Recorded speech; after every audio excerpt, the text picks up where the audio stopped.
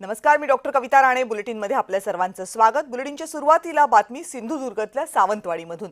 सावंतवाडीतल्या एका मदरशामध्ये अनाथ मुलांना अमानुष मारहाण केल्याची घटना समोर आली आणि या मारहाण होत असतानाचा व्हिडिओ सोशल मीडियावर व्हायरल होतोय.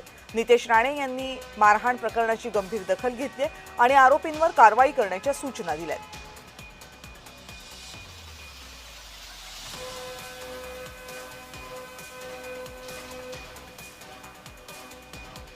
आपले प्रतिनिधी सुरेश कौलगेकर आता आपल्या सोबत आहेत या सगळ्या संदर्भात आणखीन माहिती देण्यासाठी.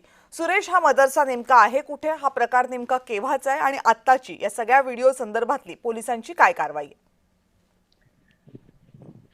निश्चितच कविता मॅम, बघितलं तर हा जो प्रकार आहे तो अतिशय गंभीर प्रकार आहे आणि ही जी घटना घडली आहे ती सावंतवाडी येथे आहे आणि सावंतवाडी शहरापासून अगदी काही अंतरावर हा मदरसा आहे आणि या मदरशामध्ये जी मुलं आहेत त्यांना शिकवलं जातं. मात्र यामध्ये एक गंभीर घटना घडली आहे ती म्हणजे या मदरशामध्ये जी शिकणारी मुलं आहेत त्यांना मारहाण करण्याचा जो व्हिडिओ आहे तो सध्या सोशल मीडियावर व्हायरल होतोय. 2 मुलांना मारहाण करतानाचा जो व्हिडिओ आहे तो सध्या सोशल मीडियावर व्हायरल होतोय. मात्र या ज्या संपूर्ण प्रकरणाची गंभीर दखल आहे ती पालकमंत्री नितेश राणे यांनी घेतले.